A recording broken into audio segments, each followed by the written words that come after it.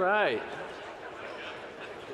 Now, I know reports are this is the largest leadership summit crowd in the 21 years that we've done this. That's fantastic. Thank you for being here. This also, by my look, it might be the largest retention we've had after lunch in that same time. So thank you for that. That means the ham sandwiches and the turkey and the vegan landed. So thank you, everybody, for that. Okay, I'm very excited about this afternoon program. Hang in there. We're going to come out of the gates strong. Derek Thompson, who you heard from this morning, I think everyone would agree he was a bit engaging. And loved to hear what he had to say. Derek is going to be interviewing Governor Tina Kotek on stage. So I'm going to be quiet. Those two are going to come up. Please give a round of applause to Derek and Governor Kotek.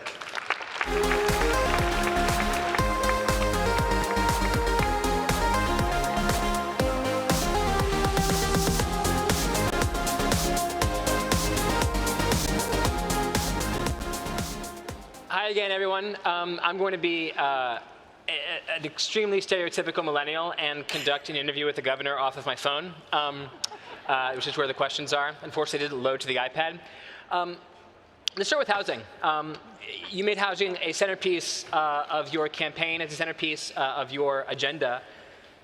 Housing is tough. How would you grade the progress you've made in housing as governor? Well, I do think, and I've spoken to this group in the past about housing, I think it's the #1 economic barrier here in our state. People don't have a place to live. We want people to come here. We want them to work here. They don't have a place to live. This year, I think we have made solid progress, particularly as it relates to my emergency order around unsheltered homelessness. We had to come in early and say we had to help people get off the streets. We are on track to, fingers crossed, meeting our goals in January under the emergency order. And kudos to the folks on the Housing Production Advisory Council, which was another one of my emergency orders. We have been doing great work to remove barriers, to figure out how we can build more housing in the state. We have to build 36,000 units per year if we're going to get ahead of this. And that is the #1 focus for the 2024 session. We are on track for that. So, with housing, what is the benchmark that you use to understand whether you're successful? Because there's housing starts, there's housing sales, there's houses that aren't completed yet, and this is tough because with supply chain difficulties, you can start a bunch of homes, but then you don't necessarily finish them because the timber gets stuck in the supply chain, and you can't finish it with the plastics. What is the right metric for you in terms of benchmarks? Is it starts, sales, what is it?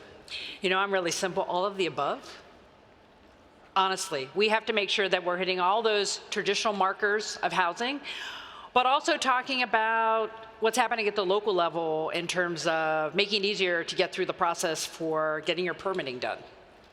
I've met with cities around the state, thank you, who are like really innovative. They work with their developers. They really want people to build more homes. And then you have other communities that, you know, not so great. So are we getting through our permitting faster? Can people get to construction faster? That I think is one of the things we have to be tracking. One of the things that I've tried to think about as a researcher in the subject of housing and housing abundance is there's all these different bottlenecks. And I try to be like a bottleneck detective, if you were, to figure out like what are the right bottlenecks to focus on? Where's really the right bang for buck? Can you help me understand, as governor, where you've decided to focus on? What as a bottleneck detective have you decided to focus on in order to really get housing construction and housing completion going? Our housing production challenges here are so significant that, for me, it's an entire menu. It's not one thing, not even two things. As you can see in our Housing Production Advisory Council, we have multiple committees. It is about permitting. It is about land supply. It is about financing. It is about workforce. All of those things are impeding our ability to get ahead of this crisis. And that's why in the 2024 session, my housing production package that we're asking for $500 million in one-time money will be all of those things: infrastructure, technical assistance, financing for workforce housing. We literally have to leverage everything and catalyze everything to get us on track. When you mentioned permitting, there was some applause over here, stage right or audience left. And So I feel like there might be it might be fruitful to dig a little bit deeper into there. Permitting is not something like ending single-family zoning that maybe you can just do at the state level. It tends to be very local. So can you drill down? Can we take a locality? It can be Portland, it can be whatever you like, and give us a sense of what it actually looks like to try to reform permitting status quos. Because when we were talking earlier about this conversation, you said at some point if you want to start a construction project, that construction project might touch 27 different agencies before you can actually begin to put shovel in earth. So how do you even begin to think about reforming the permitting structure, which seems like one of these non-sexy but incredibly important barriers to housing abundance? Oh yeah, there's nothing sexy about permitting, let me tell you. But it's absolutely essential. And if Commissioner Rubio is still here, hats off to Commissioner Rubio for single point of permitting in the city of Portland. That's the kind of bold ideas that we need to do. Now, what are the challenges with that? Frankly, we have a lot of good people working in public service who have gotten accustomed to doing business a certain way. No judgment, but that's got to change, right? The status quo is not working. And for me, it means when you come in as someone who's going to build housing, you know how long it's going to take, you know what the rules of the road are, you know how you can go from permitting to construction, because that is money. Time is money. And we have to make sure that permitting is crystal clear for those folks. And again, some places are doing it well. And just to clarify, in the city of Portland, it's not that many agencies, but it could be 20 plus individuals who are different working with someone who's trying to construct. So Commissioner Rubio, keep going, keep going. So you're coming into office and you're looking historically at Oregon housing additions over the last few decades. You built something like 200,000 houses in the 1980s, you built fewer in the 90s, fewer in the 2000s, and then even fewer in the 2010s. So it was almost 40 consecutive years of decade over decade, Oregon building fewer and fewer and fewer houses, which, if you make it a per capita statistic, makes it even worse because the population is growing. You come into office understanding this reality, understanding there's going to be challenges. What has surprised you about the challenge of working on housing? What's been surprising on the upside or on the downside? Well, the pleasant surprise has been, particularly as I've been visiting our counties across the state, everybody understands there's a housing crisis. It would have been better if we had had all that understanding 10 years ago, but everybody knows, big or small, suburban, urban, rural, even our frontier communities are like, we have a housing problem. So focus is really key right now. So I'm very pleasantly surprised about that kind of unanimity of purpose. I think what I continue to be frustrated and / surprised about is everybody goes back to the issue that they work on as the thing that either they don't want to move on or they want to move on completely to the absence of everything else. Again, 36,000 units a year, that's doubling what we're doing now. So everything's got to change. How you train your workforce, how you bring your financing, what the state's role is. And frankly, the federal government doesn't get off the hook here. Unlike most economically advanced countries around the world, who put a lot more national money into their subsidizing of construction of a public good, we almost exclusively rely on the private sector. That's got to change. The state is not going to be able to finance this alone, and the private sector needs more help, so the federal government needs to step up.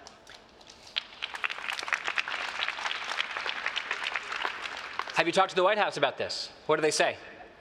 Well, that's a good question. I have not, but I have met with Secretary of Housing and Urban Development, Secretary Fudge, when I was back in D.C. as a newbie governor in February. We will talk again. But the White House has been supportive of the work we're doing here. When we passed the first statewide law in the country to re-legalize middle housing, I did a presentation at the White House. They understand the importance of housing choice and different options, and Oregon is leading the way on that.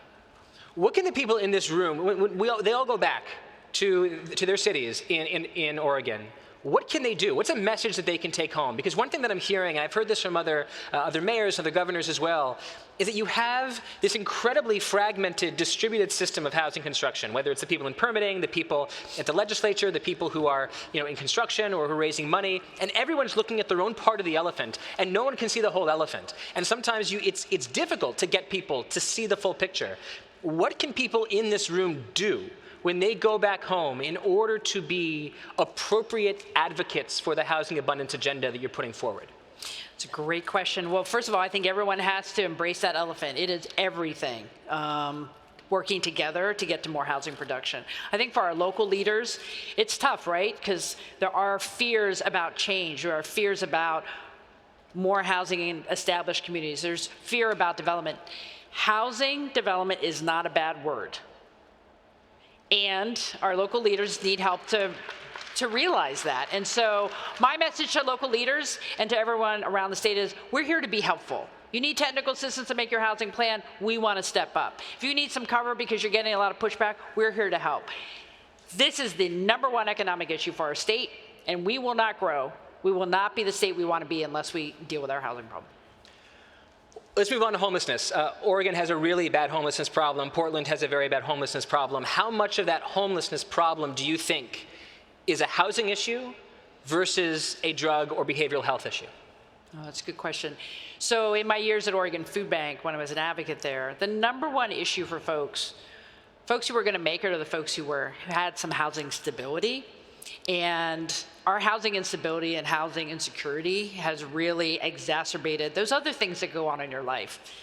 Maybe not having a well-paying job, or maybe having a chronic illness, or maybe having an addiction.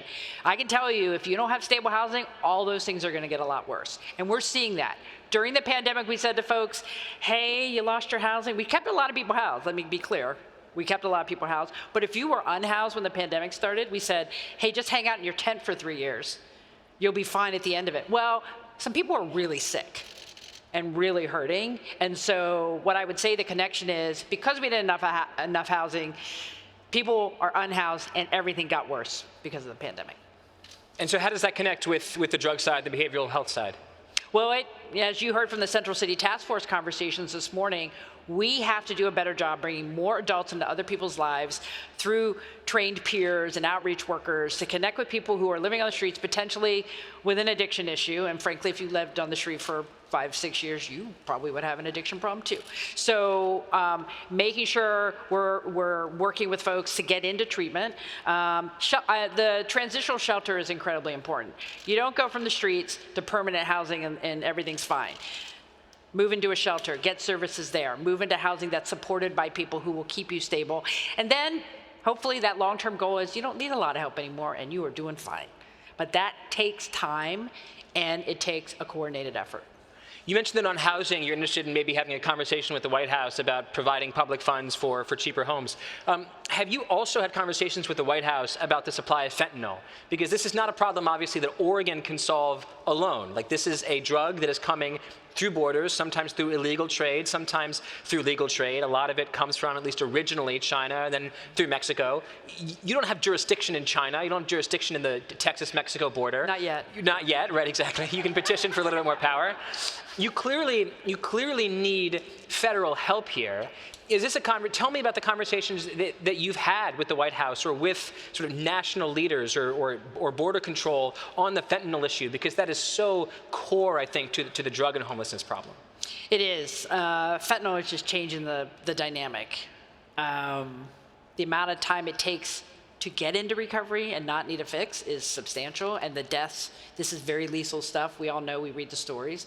I've been impressed with our federal partners here on the law enforcement side, FBI, national resources, working collaboratively with our state police, with Portland police. They are laser focused on getting the fentanyl off the streets, and like our bike patrols that we were talking about earlier. It is going to be important to say to the rest of the country, Oregon we don't want you.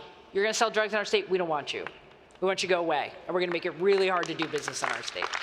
And we will need national help to do that. So that's been mostly that conversation. I will thank the federal government too for making sure when someone is overdosing, making sure we have more resources for the public health emergency it is, to keep people alive, more access to naloxone and other things. So I would wish it had been a little faster, but I think there's a lot more coordination right now, and people understand how difficult the challenge is. Yeah. Let's move on to chips and semiconductors. There's a couple more issues that I want to talk about that are related to sort of workforce and chips and semiconductors. Obviously, just hundreds of billions of dollars flowing from the IRA. A lot of that is coming into Oregon. What can you do to set yourself up to succeed? Because this is one place where you know the federal spigot is open if you do the right things. How does Oregon set itself up to succeed so that it can make the most of the money that's coming in and really, bring in talent that can build extraordinary semiconductor fabs here? Well, as many of you know, Oregon has been the center of the semiconductor industry for many, many years. So congratulations for us. And it took Senator Wyden and Maria Pope and the task force saying, Oregon legislature, you need to step up and have your own CHIPS Act to complement the CHIPS and Science Act at the federal level. So we did. Oregon CHIPS Act came together, passed early in the legislative session with significant resources. And because of that, we are continuing to build the ecosystem for the future on semiconductors here in our state, because we are not sitting down. We need to have that federal money come, and that means Oregon stepping up and doing its part. So I'm very bullish about where we are right now. From a workforce perspective, are you bullish? I am. When we had Secretary Raimondo out here, Secretary of Commerce, we were at Portland Community College's program. They have a program to get people in a very short amount of time acquainted with what it would be to work at a place like Intel. And it's really a wonderful model. Now, the challenge for us is ramping that up to make sure we have the skilled trades, the workers for the fabs, our professors at our universities. What I've been seeing across the state since being in this office, everybody is rowing in the same direction here. They know this is an incredibly important opportunity for businesses, for jobs, for the next 3 decades here in Oregon. On the subject of workforce and career, I was talking earlier in the last panel that I was on about hybrid work and remote work, and the fact that I know that several governors, including the governor of New York and the mayor of New York City, are very anti-remote work because their perspective is we need to make sure that we protect the value of our corporate buildings because we get tax revenue from business taxes. We need to protect the tax revenue from our buildings. We need to make sure then that people are going into the buildings, the corporate buildings maintain their value. And so you have a lot of governors across the country who are against remote work, against hybrid work. They want people to come back into downtown areas, shop at the storefronts, shop at the ground floor retail, and fill out those buildings. Do you have a strong perspective on hybrid or remote work, at least as it impacts sort of municipal finances or just like the culture of Oregon cities? Well, we have to meet people where they are. And there were some real advantages of working virtually or hybrid for a lot of people. So how do we hold on to what was good about it and also address some of the issues that Derek has pointed out? If we think about downtown Portland, we're not going to have the size of the office 9 to 5, 5 days a week that we had before. But we can have more, and we have to have more people living downtown. Major cities like Portland have to change how they're going to look. I don't think saying no and going backwards is going to solve anything. We need to be like, okay, how do we move forward? I'm going to tell you about the state of Oregon. I now am a CEO of a workforce of 40,000 people. And we are actually analyzing our office space. Are we getting the most bang for the buck? What's the right way to have our office space utilized when we have some hybrid work going on? It's good for our staff. We're retaining people. And the bottom line for me, are we doing the work and the customer service that we need? If we are, then that's going to work for the state of Oregon. And there are probably some CEOs and some presidents in the audience that might like a tip to see if it's working for you. How have you found hybrid remote work to work for the governor's office? Well, I do think when people can have a little bit of their personal life but still do their job, I think that's a good thing. Although I have to say to the CEOs around here, I think when I got into this job, it's like, how are you fixing this hybrid thing? I mean, we're all trying to figure it out, right? What's the right balance? But we have to get more people back in the office, because I do agree with the mayor earlier who said that being in person for staff meetings or on a regular basis, that synergy that happens when people are in the same room together is something we have to promote. So we're all figuring this out. If anybody says they have the answer, I think they're making that up, right? Nobody has the one answer to solve this problem. Yeah, it's definitely a tough one. I do feel like some of the fully remote companies that I know, I joke that they're not really companies. They're basically group texts that also like distribute a W-2. But like the experience of the company is just essentially texting people on your computer and on your phone, and then like every 2 weeks you get paid, which is unlike most group texts. And Remember, we are hardwired, evolution-wise, to want to be together, right? I know I'm an introvert, so I have my challenges, but we do thrive when we're together, right? So how do you do that? And work and organizational cultures in our employment is a big part of that. So let's get creative. It's not going to look like it did before, but it can continue to be better for everybody if we think about it harder. My last set of questions is about education. When I spoke briefly about education in the previous interview, I mentioned that when the PISA scores came out, the international PSIA scores that compare the US to a bunch of other countries in the OECD, they found that American reading scores, despite the learning loss in the pandemic, were relatively resilient compared to similarly rich countries. So it's not that there was no learning loss happened, but it wasn't as bad as some other countries had experienced. What was really catastrophic is that in the last 10 years, American student math scores have pretty steadily declined, and then they really fell off a cliff in the last 3 years since the pandemic. Would just love your perspective on learning loss and the conversations that you've had with teachers' unions and schools about how to get kids back on track. We can hit math in a second if you want to talk about that specifically, but I am really curious about your perspective on learning loss. Well, just briefly, I'm not satisfied where we are with our reading. That's why we're focusing on early literacy, and we have a math literacy issue, so like it's not either or. Here's one of the things that I think we have to do a better job, is summer learning. I was on the road, I won't say where, because I'm not going to call this person out, but I was told by someone who's a local elected and also a teacher saying, why are we going to year-round schools? We spend all this effort to make sure kids can learn in the summer. It's like, until we get there, we have to have more summer learning. We have too many children who have lost the ability to interact with others because of the pandemic, and they've lost time in their academics.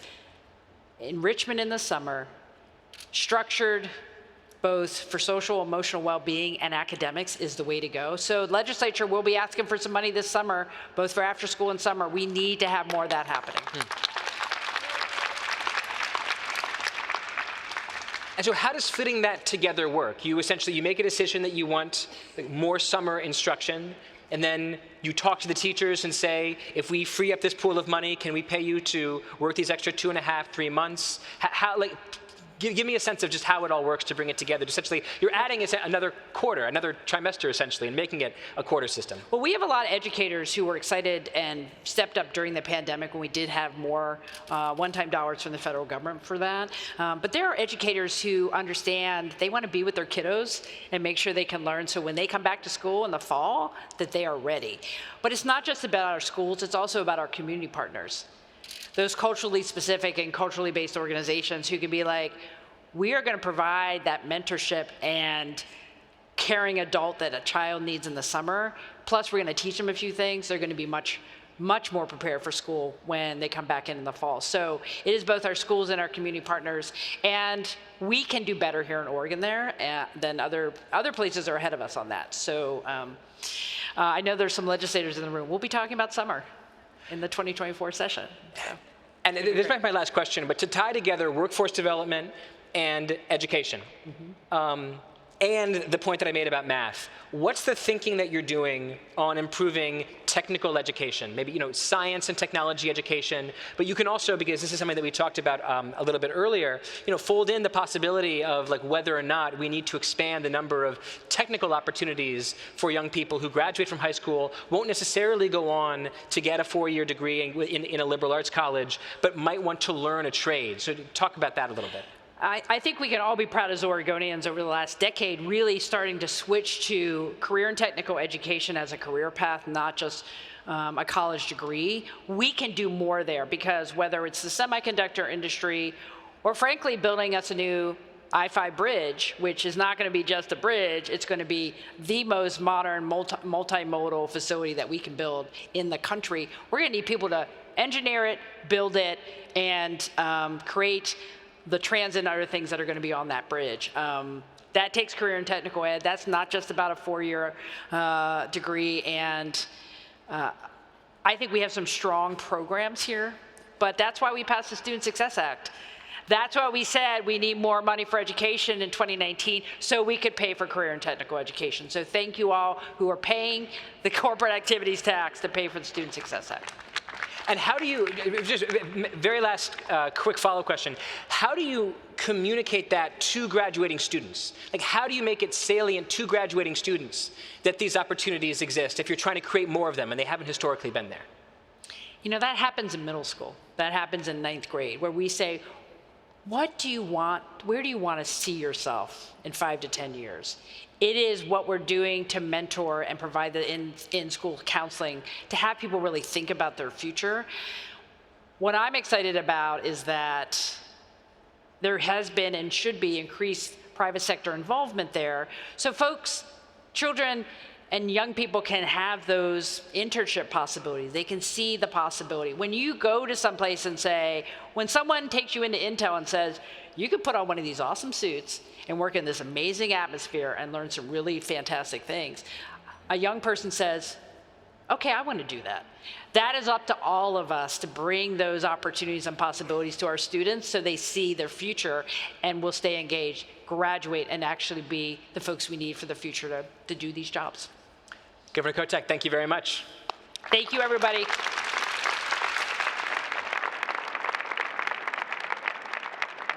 Thank you. Thank you. Thank you.